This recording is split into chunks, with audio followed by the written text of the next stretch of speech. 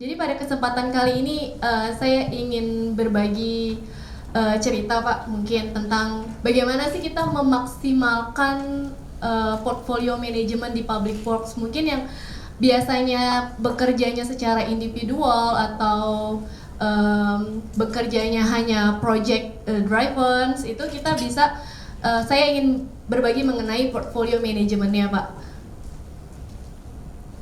Mungkin yang dari tadi disebutkan oleh Pak Niko juga, oleh Pak Yusuf juga, yang menjadi dengan tema kita sebagai public works ini, memang public works menjadi salah satu topik yang cukup hangat Pak, atau mungkin yang jadi salah satu perhatian di pemerintahan era Bapak Jokowi ini Pak. Jadi memang kita mendapat sekian ribu total anggaran dari udah 2 periode ini, dan target di tahun 2024 bahkan dari Menteri Keuangan sendiri pun sudah mentargetkan untuk membagi nih dari target kita untuk bagian infrastruktur atau public works dari anggaran daerah 41,3% harapannya. Kemudian dari private company atau kita dari company swasta itu sekitar 36,5% harapannya bisa dibangun bersama-sama. Kemudian dari BUMN sendiri partisipasinya adalah 22,2% nih Pak. Jadi berdasarkan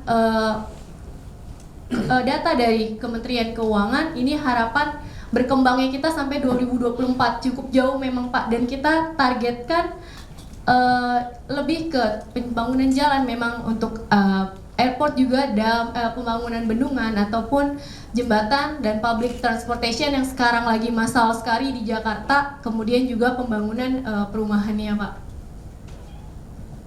Oke, ini mungkin salah satu visi misinya Bapak Presiden kita Pak. Jadi ada 5 visi misi secara konstruksi project. Jadi memang Bapak Presiden kita ini fokus untuk mengakselerasi, untuk fokus untuk continuity untuk public works project Pak. Ini salah satu fokus kita, dan memang kita yang di dunia konstruksi ini sedang menjadi perhatian utama selain dari cara kita untuk mendeliver project atau cara kita untuk membangun suatu project hingga delivery hingga operation. Ini menjadi perhatian, dan juga kemudian terkait dengan human resource-nya Pak. Dan memang belakangan ini kita fokus untuk membangun infrastruktur dan membangun lapangan pekerjaan, dan pada topik kali ini mungkin saya akan lebih fokus untuk mengakselerasi atau kita untuk melakukan percepatan atau berkelanjutan dari sisi project public works projectnya kita ini. Oke, ini sebelum kita melakukan percepatan mungkin ada beberapa tantangan atau challenging dari fase perencanaan hingga fase operation. Yang dari awal, mungkin kita di awal project itu akan ada propose project yang sebagai kontraktor, mungkin kita ada planning ke depan nih project yang menjadi opportunity kita apa saja. Nah ini yang menjadi tantangan awal kita itu untuk melihat opportunity project kita ini di dalam satu melihat opportunity kita ini untuk corporate strategy. Jadi untuk menstrategikan opportunity apa saja sih yang mungkin menarik untuk kita kerjakan di tahun ini, dan cukup dari sisi resiko, dari sisi waktu pengerjaan, dari sisi tipe projectnya apakah cukup aman atau tidak. Kemudian dari sisi ideation, jadi kita terkait dengan ideation ini untuk opportunity apa yang kita masukkan. Kemudian dari sini apa saja yang kita prioritaskan, baik itu proyek yang masih fase proposal atau kita masih ada gambaran akan ada rencana proyek tahun ke depan, atau proyek yang sudah sedang berjalan, bagaimana cara kita memprioritaskan proyeknya. Jadi memang digitalization ini kan sangat gaung lah Pak di era digital. Bahkan waktu saya datang ke event PP kemarin ya Pak ya, ada era digital transformation 4.0. Nah kemudian dari sisi budget optimization, jadi di sini harapannya kita juga udah bisa mengontrol, monitoring dari sisi budget project dan budget pusat. Mungkin sebagian konstruksi juga ada yang pengelolaan budgetnya diserahkan ke project, ada mungkin yang pengelolaan budgetnya diserahkan ke pusat. Kemudian dari sisi capacity planning nih Pak, mungkin yang sedikit lumayan rumit ketika kita berbicara mengenai capacity planning, kita ingin mengetahui sebenarnya resource kita available atau enggak. Tapi sampai saat ini mungkin kita kesulitan untuk melihat bagaimana cara kita melihat availability resource. Jadi digital transformation ini datang untuk kita juga dimudahkan untuk bisa melihat resource ini available atau enggak. Kemudian apakah ada cukup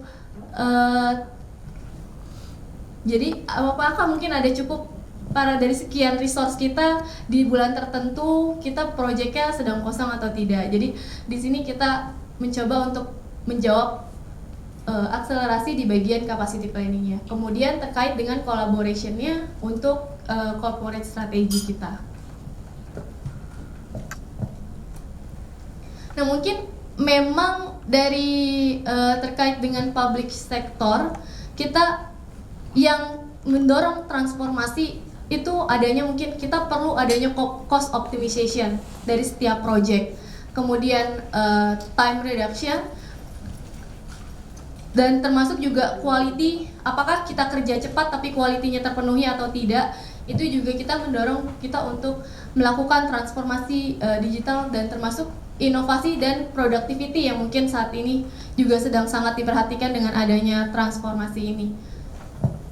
Dengan jadi terkait dengan portfolio Pak, memang solusi portfolio ini kan memudahkan kita untuk memonitoring project yang perlu kolaborasi. Yang di sini dimana yang dimaksudkan adalah mungkin proyek kita nggak cuma satu, kita nggak fokus cuma satu proyek aja, tapi bagaimana cara kita bisa memonitoring beberapa proyek, mungkin yang proyeknya pun tidak seragam, berbeda tipe proyek dalam satu platform Mbak.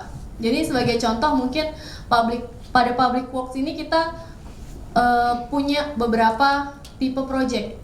Mungkin contohnya adalah pembangunan jalan, kemudian air, transportasi atau fasilitas publik. Jadi di sini kita bisa melihat dari sini setiap proyek dapat berkolaborasi apakah secara resources ataupun kita prioritisasi proyek dengan structure proyek yang bisa kita buat portfolio di dalam sistem. Oke, terkait dengan portfolio Pak, mungkin karena portfolio itu kita membutuhkan sebuah input yang mana mungkin inputnya datang dari project berupa bisa timeline, bisa cost di sini ataupun mungkin resiko di sini. Nah, dari portfolio kita membutuhkan untuk menganalisa dari beberapa data yang ada di dalam project kita analisa untuk kita buatkan sebuah decision, sebuah keputusan apakah dari data yang diberikan apakah pertambahan waktu diperlukan atau tidak, apakah perubahan biaya diperlukan atau tidak, kemudian penambahan manpower mungkin yang perlu dipertimbangkan, atau mungkin melihat project performance antar project untuk memaksimalkan portfolio. Tapi mungkin sebelum adanya era digital itu kita ada keterbatasan untuk melihat itu karena kita tidak bisa membandingkan beberapa project atau informasi yang ada di project, mungkin cost sendiri di ERP, mungkin schedule sendiri di tool scheduling. Nah, dengan adanya portfolio management ini yang berkolaborasi, kita bisa melihat visibility-nya Pak. Jadi memudahkan kita untuk membuat suatu decision dengan visibilitas yang ada dengan beberapa skenario portfolio. Jadi terkait dengan digital transformation, kita nggak cuma sistem aja terus Pak. Memang yang dibangun ini dari berbagai sisi, yaitu ada peoples, pasti ada orang yang melakukan transformasi digital itu, baik itu owner dari fisik kontraktor atau mungkin konsultan atau mungkin juga dari pemerintahan, dukungan pemerintahan terkait dengan transformasi digital ini. Dimana yang berkaitan 3 item ini mungkin tidak mungkin bisa lepas dari digital transformation. perlu adanya proses, apa yang kita kerjakan, apa yang mau kita rubah, atau apa yang mau kita percepat dengan adanya digital ini. Dan kemudian perlu adanya tools mungkin bisa Oracle atau mungkin bisa yang lain. Ini adalah digital transformation, Pak. Kita perlu sebuah tools di era digital yang mungkin gambarannya tools ini berkaitan dengan cost nanti Mbak ujung-ujungnya. Oke, tapi kita melihat mungkin jangka panjang sebagai investasinya, Pak. Nah, kemudian di sini tools ini sebagai untuk end-to-end project management tools atau end-to-end portfolio management tools. Jadi dari yang tadi mungkin Pak Yusuf sempat bilang, kita posisinya lagi di mana nih? Mungkin sebagian besar EPC saat ini posisinya penggunaannya masih secara terpisah atau cost ya di ERP, schedulingnya di scheduling, tapi tidak berkolaborasi atau tidak terintegrasi, sehingga kita untuk memanage portfolios manajemennya agak sedikit sulit nih. Sebenarnya apa untuk maximizing portfolio management itu toolsnya apa? Jadi sebenarnya digital platform ini akan mengakomodasi kita, kebutuhan kita yang project butuhkan untuk dilaporkan secara real time, didapatkan informasinya secara real time, dan sebagai untuk standarisasi dan prioritas project, kemudian untuk strategi kita, kemudian juga untuk budget distribution dan project execution risk. Memang enterprise project portfolio management ini khususnya di Oracle itu sendiri, kita memang difokuskan untuk sampai saat ini Pak, perkembangannya memang dari ideation, kemudian kita untuk strategic alignment, prioritization, capital planning, dan capacity planning ya. Nah, kemudian dari end-to-end portfolio management ini dengan digital transformation kita ada intake proses. Jadi tidak mungkin ada data yang bisa kita analisis tanpa adanya inputan dari tim project atau tim pusat atau yang PIC yang berkaitan dengan project-projectnya. Jadi tanpa adanya inputan ya kita tidak dapat informasi apapun. Kemudian terkait dengan business case development. Jadi dari setiap portfolio management ini kan kita pengen melihat skenario apa sih yang mau kita masukkan ke dalam analisis portfolio, business case apa. Kemudian dari strategic alignment ini, dari informasi portfolio yang kita berikan, kita bisa mendapatkan informasi apa untuk bisa menyelaraskan strategi kita di berbagai head department. Kemudian terkait dengan budget planning dan resource. Oke, kemudian dari sini terkait dengan project. Jadi dari fase perencanaan pun kan kita sudah mendaftarkan project-project kita. Jadi dengan digital transformation ini kita bisa melihat project-project kita yang masih opportunity atau yang masih lead, bisa kita listkan atau rencana project kita ke depan seperti apa. Dengan di sini kita bisa melihat plan yang aktif project kapan, kemudian secara resiko tingkatannya seperti apa dalam satu platform.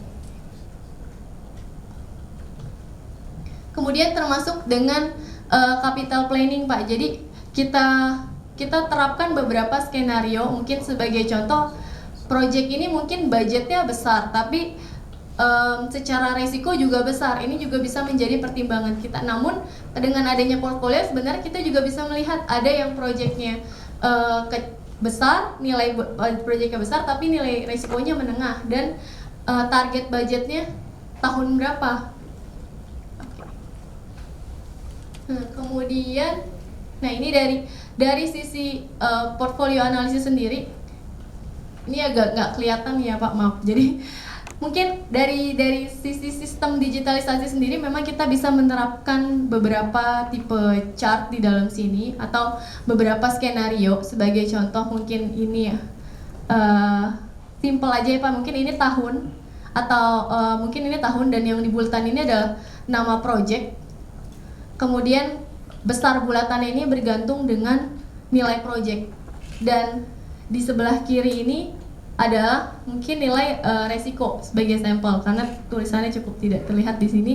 Dan di sini kita bisa melihat memprioritaskan proyek-proyek mana sih sebenarnya yang kita bisa prioritaskan di tahun depan atau beberapa tahun ke depan dengan menggunakan portfolio management. Kita bisa menetapkan proyek dengan tepat. Oke. Kemudian secara resource Pak, mungkin yang sedikit mungkin yang akan menjadi perhatian kita itu adalah resource planning Pak. Jadi pada saat kita melakukan project atau baru akan memulai project, sebenarnya kan kebutuhan kita di project, kita ingin melihat project-project yang tersedia itu, resource yang tersedia itu apa saja, atau apakah engineer ini tersedia atau tidak. Dengan adanya capacity planning di sini kita bisa melihat berapa jam kerja si orang tersebut di setiap harinya, atau berapa efisiensi dia setiap melakukan suatu pekerjaan.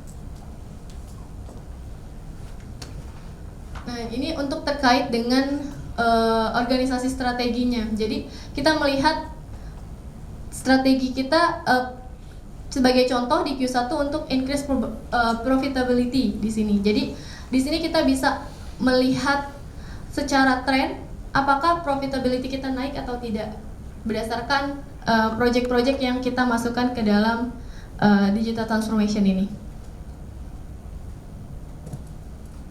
Kemudian terkait dengan seamless planning dan collaboration. Jadi memang jika kita sudah mulai terbiasa dengan memasukkan project ke dalam sistem, kemudian kita juga terbiasa dengan ada digital transformation ini untuk menganalisa berbagai macam project. Jadi di sini kita bisa memitigasi dengan visibilitasnya, dan kemudian kita bisa memulai portfolio credibility-nya dengan data yang bisa dimasukkan. Jadi tanpa ada intake kita nggak bisa mendapatkan apapun. Sebenarnya sejauh itu untuk portfolio management. Jadi memang yang perlu kita perhatikan adalah ketika kita ingin menjadi sebuah bangsa yang maju, kita juga harus memulai extra effort besar di awal Pak, untuk melihat keindahan di akhir.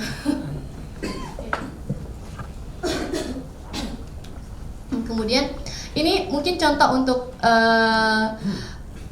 terkait dengan cost Pak. Jadi memang kita bisa melihat secara project untuk terkait dengan cost-nya bagaimana, dengan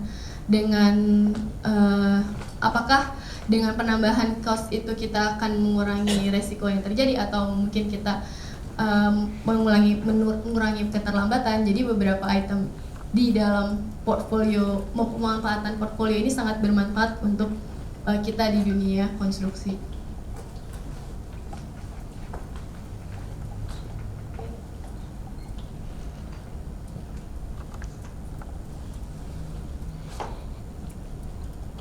Oke, jadi saya mengambil PowerPoint ini mungkin dari PowerPoint-nya Pak Drama Yusuf Pak. Jadi memang ini mungkin step by step setiap perusahaan yang bergerak di bidang jasa konstruksi atau mungkin di pembangunan kita. Jadi memang di sini tahapan yang mungkin paling banyak. Jadi saya di sini berbicara sebagai consulting project management system Pak. Memang tahapan paling banyak yang saya temui saat ini adalah kondisinya masih bertahan di project management, project scheduling yang individual. Jadi collaboration yang masih sangat sulit dilakukan untuk tim yang ada di project dengan project lainnya. Dan di sini kami memang beberapa kali memiliki pengalaman untuk melakukan enterprise project portfolio management solution, di mana kita melakukan end-to-end project management terkait dengan scheduling, terkait dengan cost, terkait dengan kolaborasi, hingga mendapatkan sebuah benefit di mana kita bisa melakukan transformation yang enterprise-wide deployment. Jadi benar-benar kita melihat semua data itu terintegrasi menjadi satu poin. Setiap kejadian-kejadian yang ada di project itu terlaporkan dan diambilkan tindakan dengan cepat, itu adalah suatu benefit dari setiap transformasi yang kita lakukan, Pak. Jadi memang effort yang besar mungkin akan perlu kita lakukan, tapi untuk hasil yang baik ke depannya. Mungkin sekian dari saya. Apakah dari sini ada pertanyaan?